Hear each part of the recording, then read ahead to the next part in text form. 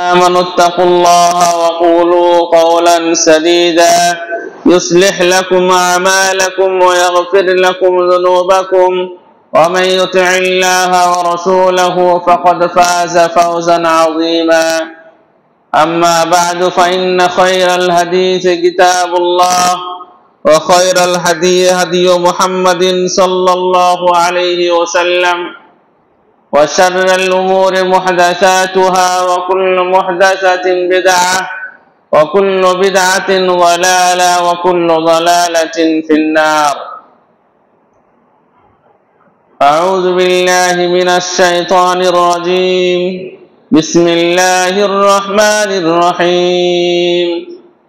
قاف القرآن المجيد بل عجبوا أن جاءهم منذر منهم فقال الكافرون هذا شيء عجيب أئذا متنا وكنا ترابا ذلك رجع بعيد قد علمنا ما تنقص الأرض منهم وعندنا كتاب حفيظ بل كذبوا بالحق لما جاءهم فهم في أمر مريج أفلم ينظروا إلى السماء فوقهم كيف بنيناها وزيناها وما لها من فروج والأرض مددناها وألقينا فيها رواسي وأنبتنا فيها من كل زوج بهيج تبصرة وذكرى لكل عبد منيب ونزلنا من السماء ماء مباركا فأنبتنا به جنات وحب الحصيد والنخل باسقات لها طلع نضيد رزقا للعباد وأحيينا به بلدة ميتا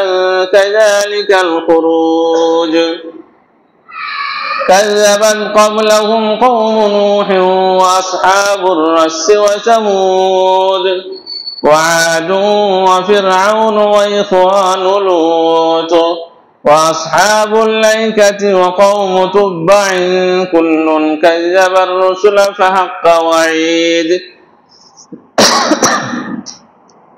أفعينا بالخلق الأول بل هم في لبس من خلق جديد وقال الله تعالى في موضع آخر إن الذين قالوا ربنا الله ثم استقاموا تتنزل عليهم الملائكة ألا تخافوا ولا تحزنوا وأبشروا بالجنة التي كنتم توعدون. وقال النبي صلى الله عليه وسلم من صام رمضان ثم أتبعه 6 من شوال كان كصيام الدهر. وعن أبي سعيد الخدري رضي الله عنه قال قال النبي صلى الله عليه وسلم من رأى منكم منكرا فليغيره بيده فإن لم يستطع فبلسانه فإن لم يستطع فبقلبه وذلك ضعف الإيمان. সমস্ত প্রশংসা মহান রব্বুল আলামিনের জন্য। দরুদ ও সালাম অবতীর্ণ হোক শেষ নবী বিশ্বনবী মুহাম্মদ সাল্লাল্লাহু আলাইহি ওয়াসাল্লামের উপর। আল্লাহুম্মা সাল্লি আলাইহি আল্লাহুম্মা বারিক আলাইহি। আজকে আমি আপনাদের সামনে যে আয়াত এবং হাদিস পাঠ করেছি ওই আয়াত এবং হাদিসকে সামনে রেখে আমি কিছু কথা আপনাদের সামনে রাখবো ইনশাআল্লাহ। ওয়া মা তাওফীক ইল্লা বিল্লাহ।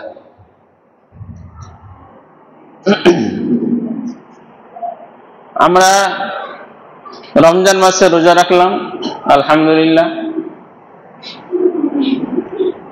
এই রমজান মাসের রোজা আমাদের কবুল হলো কি হলো না আল্লাহ তাআলার দরবারে, এটা নিয়ে আমাদেরকে চিন্তা ভাবনা করা দরকার। যেহেতু আমল করা এবং সে আমল গ্রহণযোগ্য হলো কিনা সেটা তার থেকে বেশি গুরুত্বপূর্ণ। একটি কাজ আপনি করলেন, সেই কাজের পেমেন্ট আপনি পেলেন না সেটা গুরুত্বপূর্ণ জিনিস। আপনি কাজ করে দিলেন এবং তার পেমেন্ট যদি না পান, তাহলে কাজের কোনো মূল্য বা দাম থাকলো না। আপনি 1 মাস রোজা রাখলেন, সেই রোজার নেকি আপনি পেলেন না, যদি নেকি না পান বা নেকি যদি আমরা না পাই, তাহলে 1 মাস অনাহারে থাকার কোনো অর্থই হয় না, ব্যর্থ।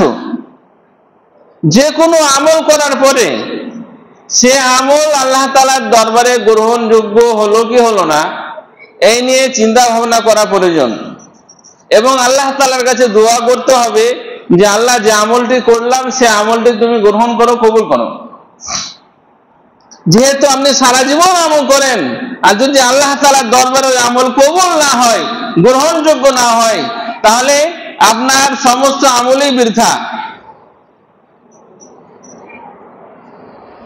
ইব্রাহিম আলাইহিস সালাম তিনি দোয়া করেছিলেন, রব্বানা তাকাব্বাল মিন্না ইন্নাকা আনতাস সামিউল আলিম। এই দোয়াটি ইব্রাহিম আলাইহিস সালাম করেছিলেন আল্লাহ তাআলার দরবারে। কখন? কাবা গৃহ নির্মাণের পর। কাবা গৃহ, কাবা শরীফ তৈরি করা একটা অনেক নেকির কাজ।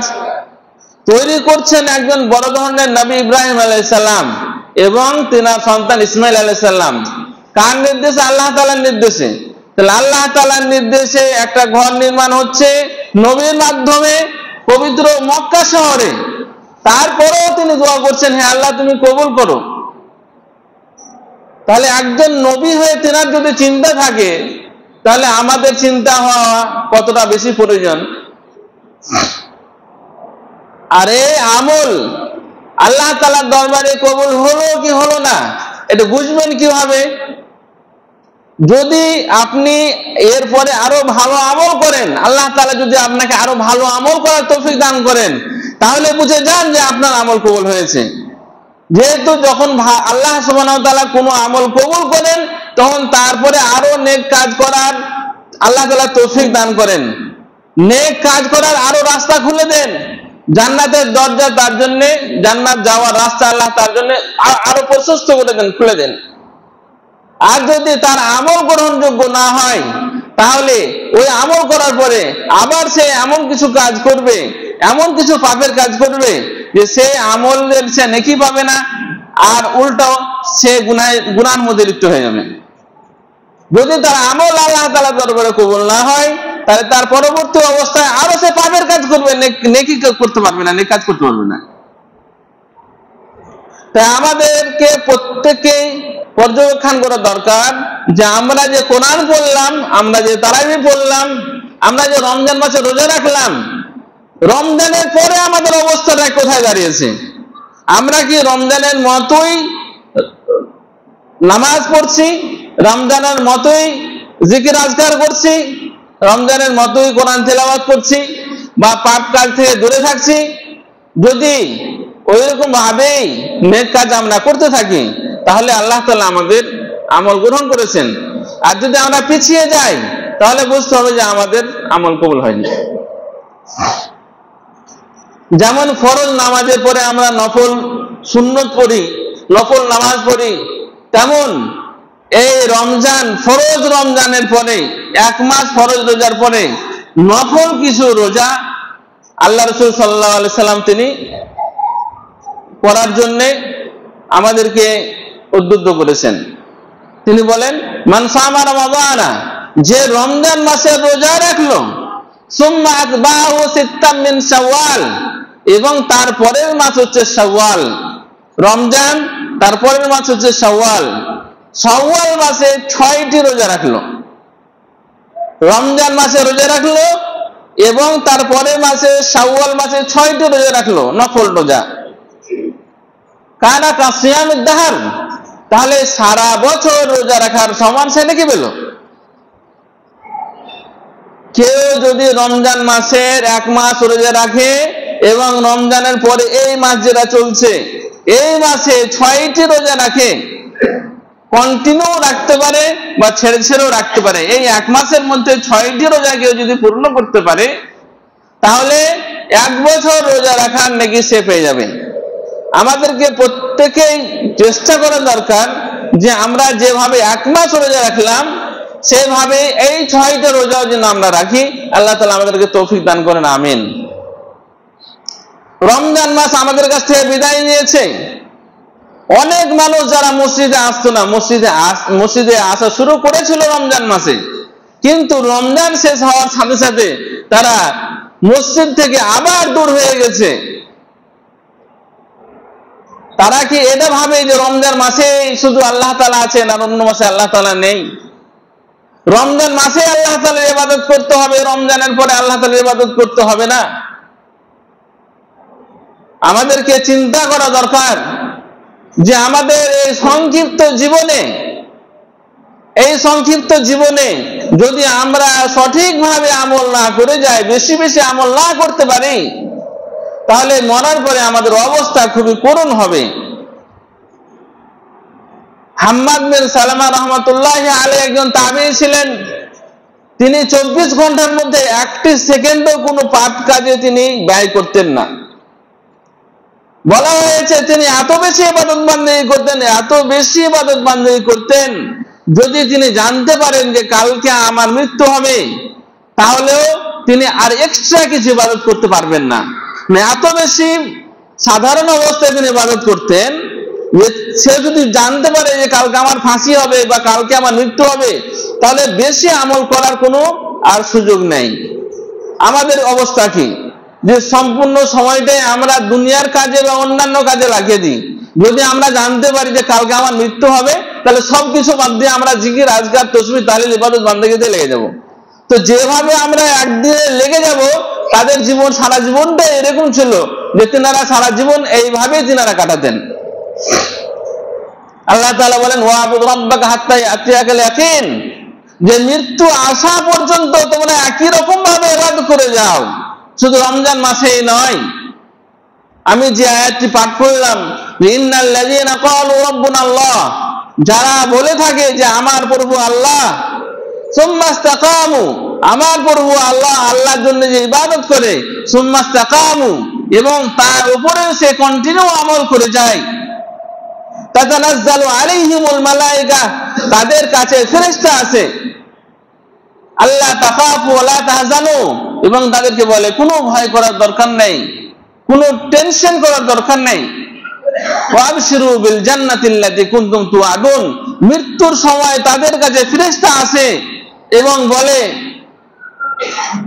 যে কোনো চিন্তার বিষয় নয়, জান্নাতের সুসংবাদ গ্রহণ করুন। তো ফেরেশতা কাদের কাছে আসে?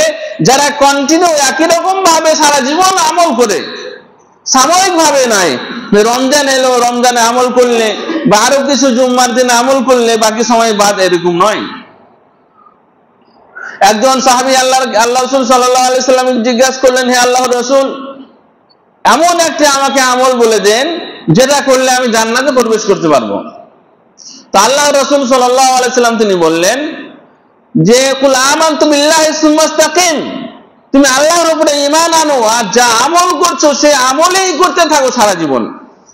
আমলের মধ্যে কমতি ঘাটতি যেন না হয়, আমলের মধ্যে ব্যাঘাত যেন না ঘটে, একই রকম ভাবে আমল করে যান।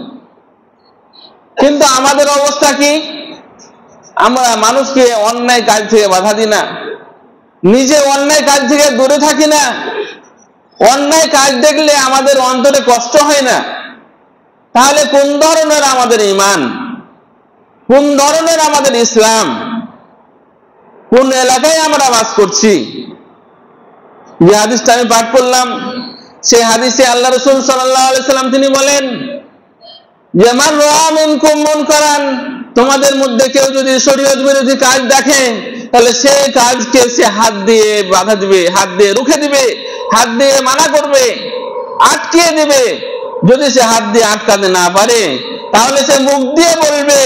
যদি সে মুখ দিয়ে বলতে না পারে, তাহলে সে অন্তর থেকে চেষ্টা করবে যে কিভাবে এই অন্যায়গুলো দূর হয়ে যায়, সে অপছন্দ করবে এবং সে অন্যায়ের বিরুদ্ধে লড়ার চেষ্টা করবে। আল্লাহ সুবহানাহু ওয়া তাআলা তিনি বলেন, ওয়াল তাকুম মিনকুম উম্মাতুন ইয়াদউনা ইলাল খায়র, একটা দল থাকা দরকার প্রত্যেকটি মানুষের মধ্যে, যারা মানুষকে সঠিক কাজের নির্দেশ দেবে এবং শরীয়ত বিরোধী কাজ থেকে মানুষকে বাঁচাবে, আটকে রাখবে। কিন্তু ভাইরা আমার, আজকে দুঃখের বিষয়, আমরা আমাদের চোখের সামনে কত পাপাচারী, কত পাপের কাজ, কত শরীয়ত বিরোধী কাজ, কত গুনাহের কাজ দেখছি, এবং আমাদের অন্তরও কাঁপে না, আমাদের মনের মধ্যে হুলুস থুলুসও তৈরি হয় না, আমাদের মনে এটা লাগেই না যে এটা আল্লাহ এবং তার রাসূল পছন্দ করেন না। আমার বাড়ির মেয়ে, আমার স্ত্রী, আমার বোন বাইরে বেহায়া হয়ে ঘুরে বেড়াচ্ছে, লজ্জা শরমের মাথা খেয়ে তারা রাস্তাঘাটে ঢং ঢং করে ঘুরে বেড়াচ্ছে, তাদেরকে বাধা দেওয়ার কেউ নেই। তাদের পিতামাতা, তাদের স্বামী, তাদের ভাইরা, তারা সব বেহায়া হয়ে গেছে যে নিজের বাড়ির মেয়েদেরকে হেফাজত করতে পারছে না, নিজেদের বাড়ির মেয়েদেরকে পর্দার মধ্যে রাখতে পারছে না। এটা কি কোনো ইহুদি নাসারাদের গ্রাম? এখানে কি হিন্দুরা বাস করে?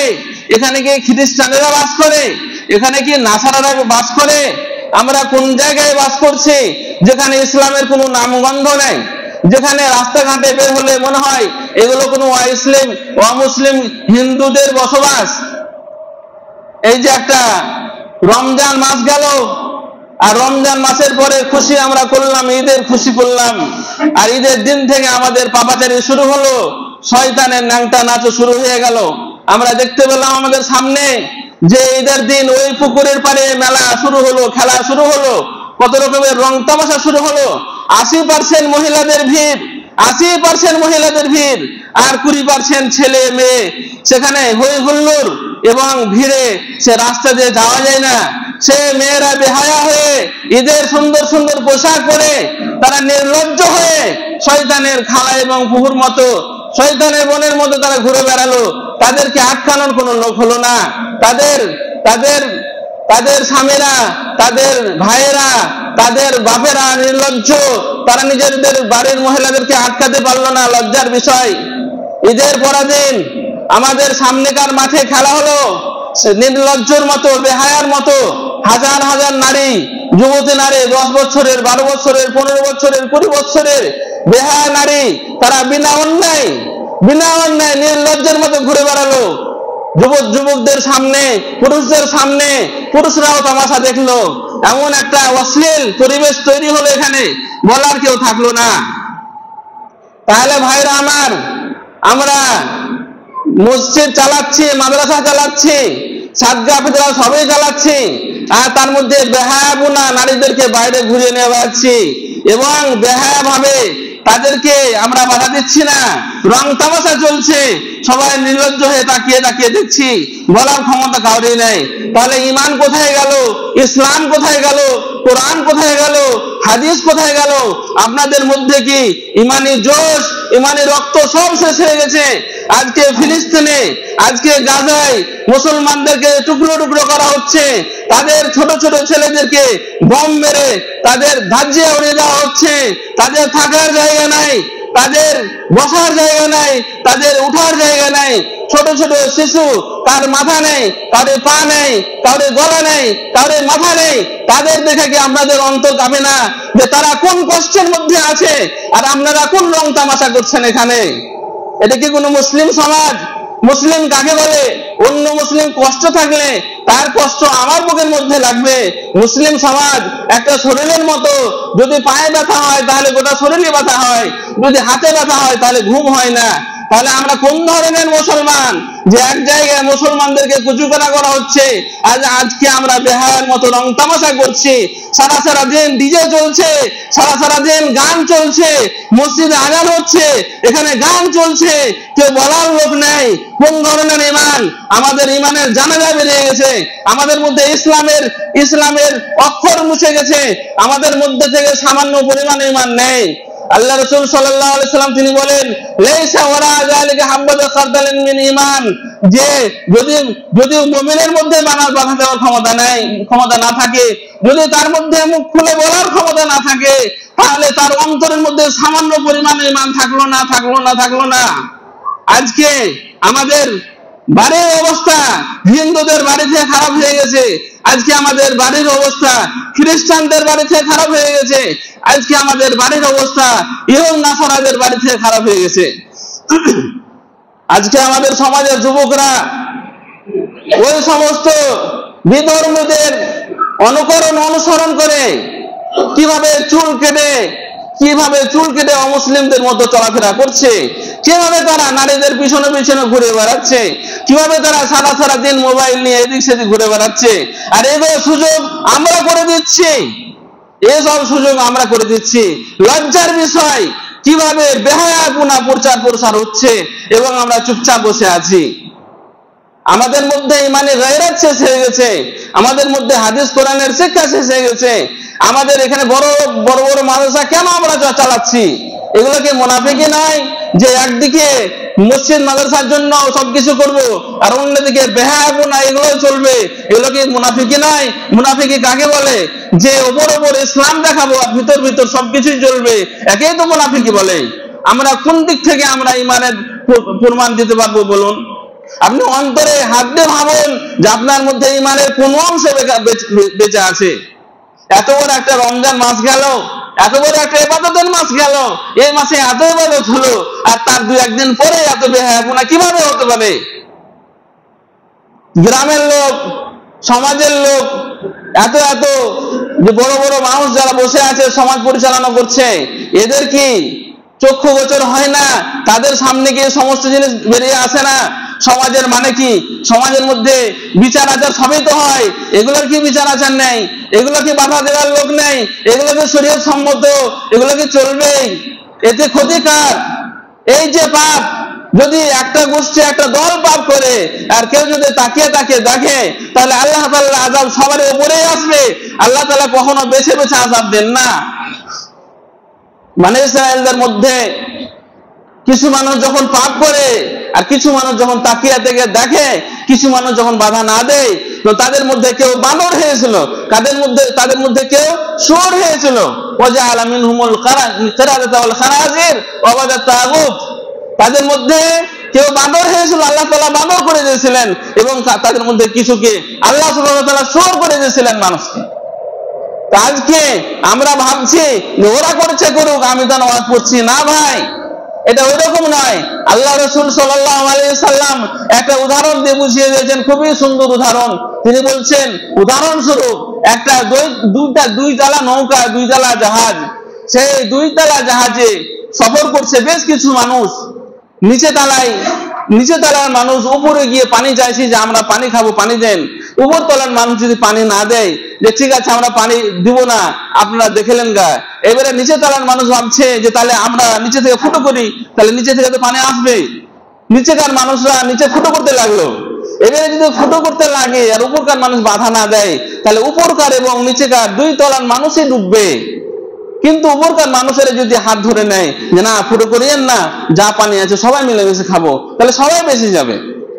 ঠিক এই উদাহরণ আল্লাহ রাসূল সাল্লাল্লাহু আলাইহি ওয়াসাল্লাম দিয়েছেন যে যখন সমাজের মধ্যে কেউ অন্যায় করে, শরীয়ত বিরোধী কাজ করে, বেহায়ার কাজ করে, অশ্লীল কাজ করে, বেপরদার সাথে ঘুরে বেড়ায়, এই ধরনের পাপের কাজ চলতে থাকে, আর কেউ যদি বাধা দেওয়ার লোক না থাকে, তাহলে আল্লাহ সুবহানাহু ওয়া তাআলা যখন আযাব দিবেন, সবকে একসাথে ধ্বংস করবেন।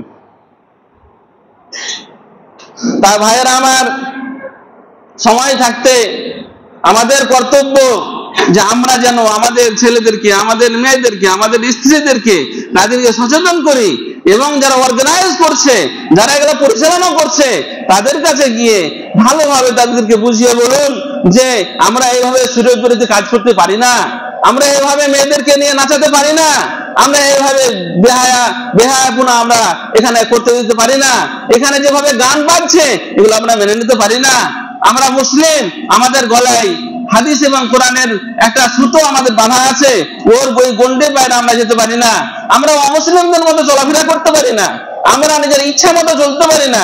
আমার যেমন তাই করলাম, আমার ইচ্ছা মতো আমি চললাম, তাইলে ইসলামের নাম আপনি কেটে প্রথমে আপনি হিন্দু বা খ্রিস্টান বা অন্য কিছু হয়ে যান।